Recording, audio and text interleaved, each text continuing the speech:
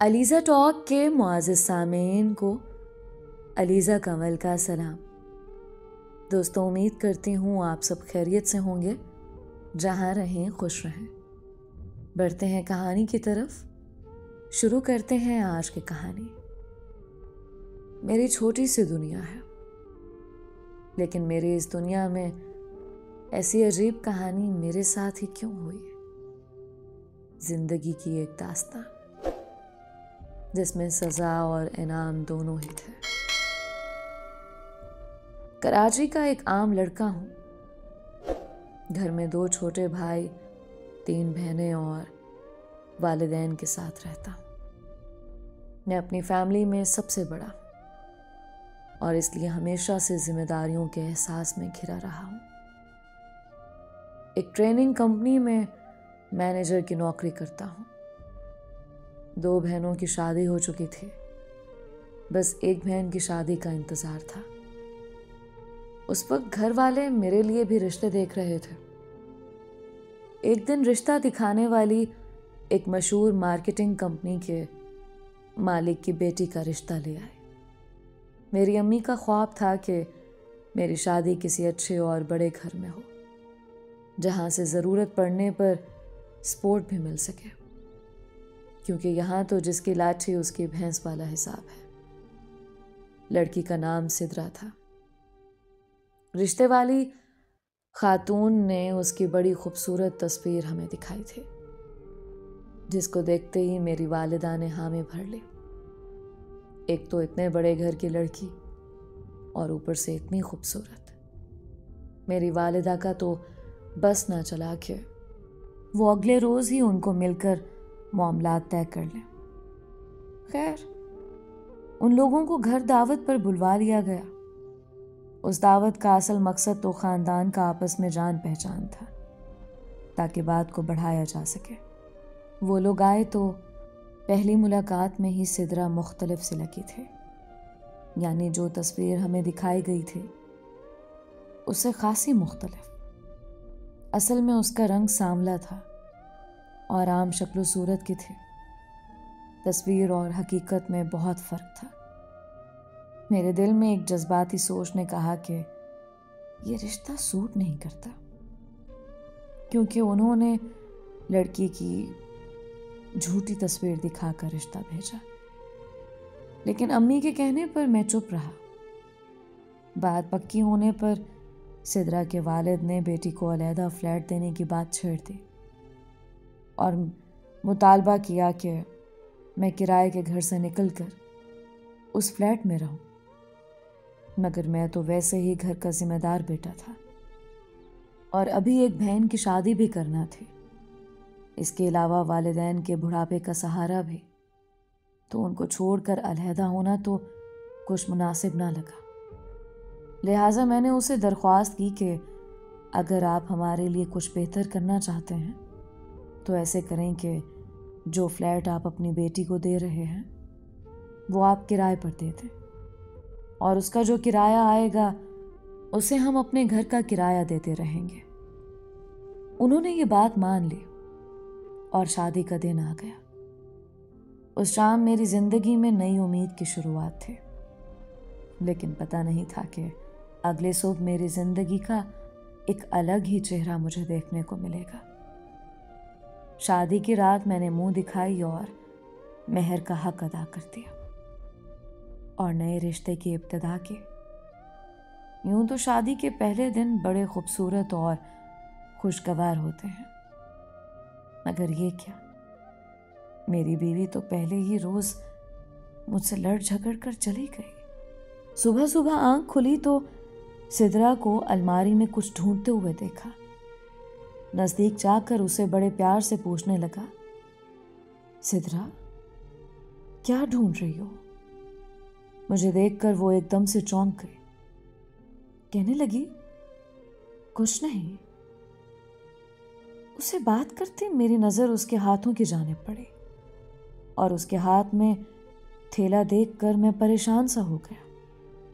एक नई नवेली दुल्हन सुबह सुबह जेवर के डब्बे थैले में क्यों डाल रही थी? वो एक थैले में अपनी और हमारी तरफ से मिले हुए सोने के तमाम जेवरात अलग करके एक बैग में रख रही थी। मैं बेचैन सा होकर उससे फिर पूछने लगा, क्या कर रही हो? जिस पर वो बेजार लहजे में कहने लगी, कुछ ढूंढ रही हूं। थैले को बंद करते हुए मुझे कहने लगी, मुझे मेरे घर छोड़ दे। ये सुनना था कि मेरे तो जैसे पैरों तले से जमीन निकल गई। एक तो वो जेवर लेकर जा रही थी और कल वलीमा भी था, मेहमान आए हुए थे। मैं सबको क्या जवाब देता कि मेरी बीवी क्यों अपने घर चली गई है। मैंने प्यार से पूछा, सिद्रा मेरी जान बताओ तो हुआ क्या है? कल वलीमे के बाद तो जाना है ना आपके घर पर, और अभी आपके घर वाले नाश्ता भी लाने वाले होंगे, फिर ऐसे क्यों जाना है? मेरे इसरार करने पर जैसे वो भड़क उठे। अम्मी का फोन था, उन्होंने कहा है कि जेवर लेकर वापस आना है, सो आप मुझे छोड़ आए। मैंने कहा, अभी नहीं, मुनासिब नहीं लगता ऐसे। सिद्रा का चेहरा गुस्से से भर गया और झगड़ने लगी। इससे पहले कि मेहमानों के सामने तमाशा बनता, मैं उसको लेकर उसकी अम्मी के घर चला गया। उसने सारा जेवर अपनी वालिदा को दिया और वापस मेरे साथ मेरे घर आ गई। मेरी बेचैनी उरूज पर थी। आखिर ऐसी कौन सी इमरजेंसी थी कि उसकी वालिदा को जेवर अभी ही चाहिए था? मेहमानों का तो लिहाज कर लेती। वापस कमरे में आकर मैंने कहा, इतना क्या जल्दी थी? तो आगे गुस्से से जवाब दिया, अम्मी ने कहा था सेफ नहीं है जेवर ऐसे, तो लॉकर में रखना है, इसलिए फौरी जाना पड़ा। और इतना भी क्या हो गया है? खैर, सब मेहमान पूछने लगे कि नाश्ता नहीं आया दुल्हन के घर से, तो मैं सबको शर्मिंदगी में जवाब देता गया कि उनके ऐसे रस्म व रिवाज नहीं। वलीमे के दिन जब मैं और सिद्रा उसके घर गए, तो घर पहुंचते ही उसकी अम्मी ने उसे सोने की चूड़ियां उतरवाई। देखने में मुझे ये सब अजीब लग रहा था, मगर क्या करता। अब अपने से ऊंचे खानदान में शादी की है तो भुगतना तो पड़ेगा। वक्त गुजरता गया, हर छोटी छोटी चीज पर उनका एक नया किस्सा, एक नया तमाशा बनता रहा। उनमें से ज्यादातर मसले सिद्रा की माँ के बनाए हुए थे, जैसे कि हर छोटी सी छोटी और बड़ी सी बड़ी घर की बात में उनकी मदाखलत और उन तक सिद्रा का हर बात पहुंचाना। शादी के चंद दिन के बाद हमारी काम वाली अपने गांव चली गई और घर में काम का बोझ मेरी वालिदा और बहन पर आ गया। सिद्रा ने कुछ काम ना किया था, मगर उसने ये बात भी अपनी माँ को बता दी कि काम वाली चली गई है। बस फिर क्या था, उसकी माँ ने हमारे घर कॉल कर दी और झगड़ने लगे। दो टोक अल्फाज में कहा कि मेरी बेटी कोई काम नहीं करेगी, आप लोग नए नौकर का फौरी इंतजाम करें तो बेहतर होगा। अम्मी को ये बात बहुत बुरी लगी और सिद्रा को बुलाकर प्यार से समझाने लगी। कहा कि घर की बात घर तक रखनी चाहिए, लेकिन सिद्रा के कान पर जूं तक ना रेंगे। और उल्टा ये सब भी उसने अपनी माँ को फौरी बता दिया। घर में उसके नज़दीक हमारी कोई इज्जत ना थी। कोई आए कोई जाए, हर वक्त कमरे का दरवाज़ा बंद रखते। ससुराल के साथ तो उसका मसला नज़र आता था कि बड़े घर की है, सख्ती नहीं कर सकते, इसलिए उसको खुली ढील थी कि जो चाहे करे। लेकिन मैं जब भी उसे प्यार से बात करता या उसके करीब जाता तो वो मुझे झटक देती या बेजारी से खुद उठकर चली जाती। मुझे अब ऐसा लगने लगा था कि जैसे वो मेरे साथ ज़बरदस्ती रिश्ते में है और ये कि मुझसे शादी उसके घर वालों की मर्जी से हुई। उसकी इसमें कोई मर्जी ना थी। ये वो दिन थे जहाँ सब कुछ समझ में आ गया था, मगर अपनी ज़िंदगी का बोझ खुद ही उठाना था। एक दिन वो नहाने गई तो उसका मोबाइल मुसलसल बज रहा था।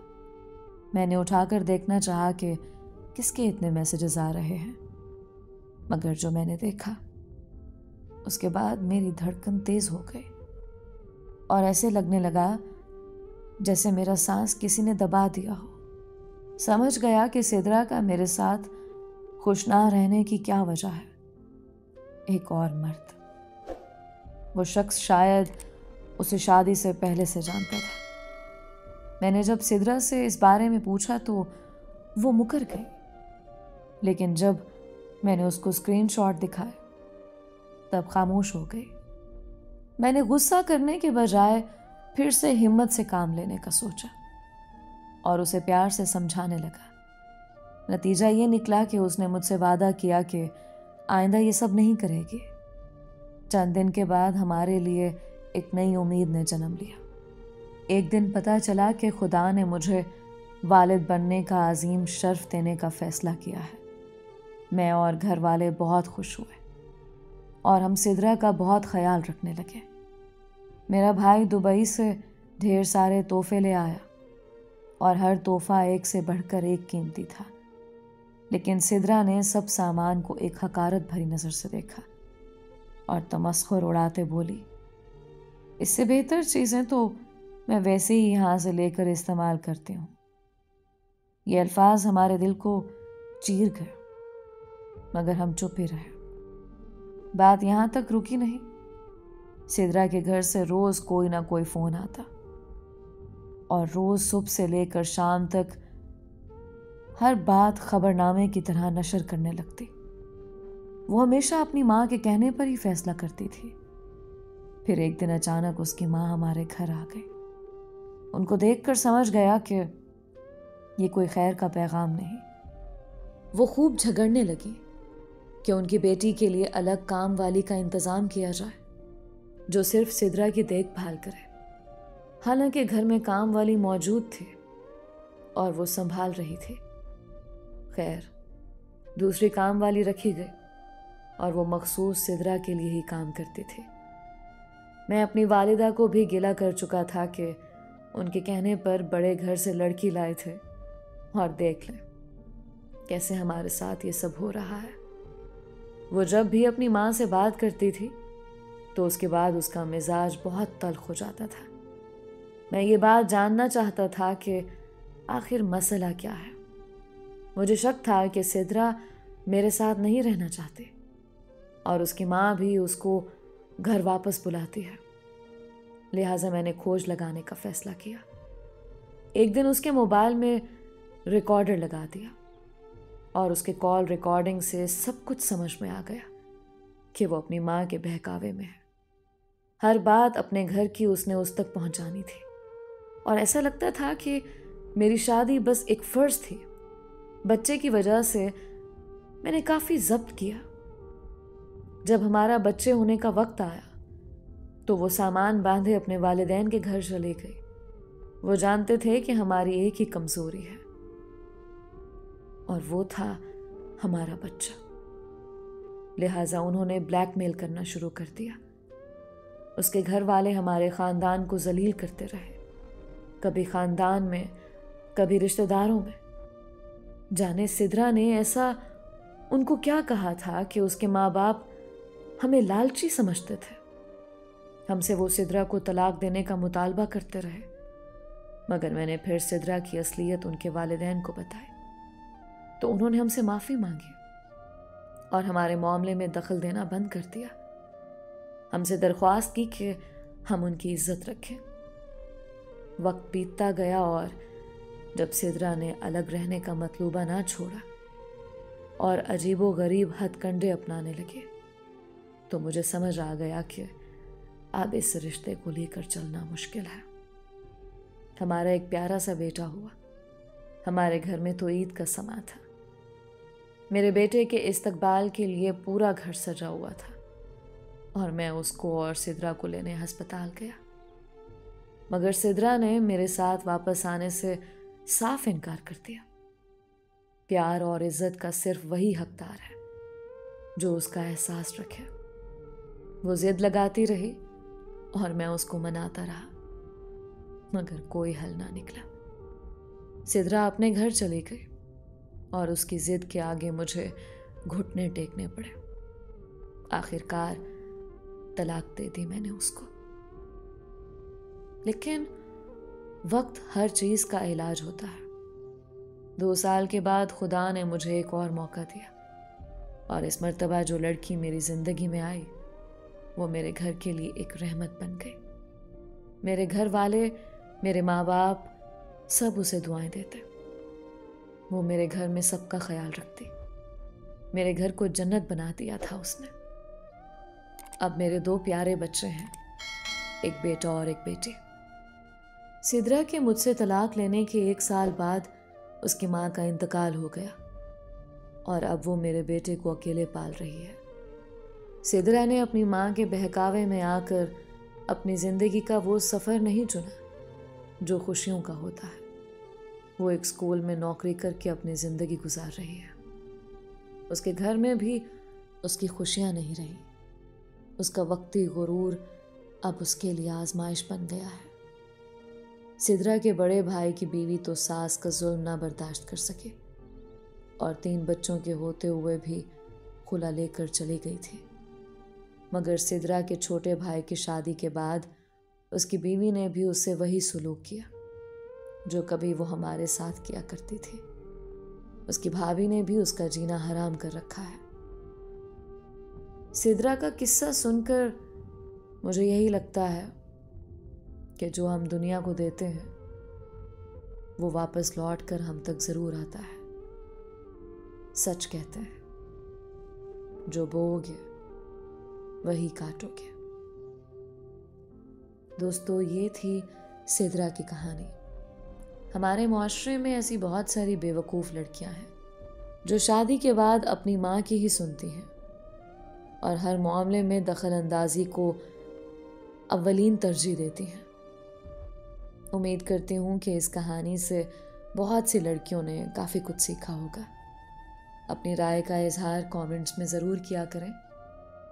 आप सबके प्यार और सपोर्ट का बेहद शुक्रिया। आप सब मेरी कहानियाँ कहाँ कहाँ से सुनते हैं? अपना नाम और अपने शहर का नाम ज़रूर बताया करें। आज का स्पेशल थैंक्स मिस्टर असद का जो कि कोरिया में रहते हैं और मिस्टर जनीस खान का जो कि इंडिया से बिलोंग करते हैं। चैनल को लाजमी सब्सक्राइब कीजिएगा और कहानी को अपने प्यारों तक लाजमी शेयर कीजिएगा, क्योंकि कोई पता नहीं कि कौन किस कहानी से अपनी ज़िंदगी का बहुत बड़ा सबक सीख जाए। मिलते हैं एक नई कहानी के साथ। अलीज़ा कंवल को अपनी दुआओं में याद रखें। अल्लाह हम सब का हामी और नासिर रहे।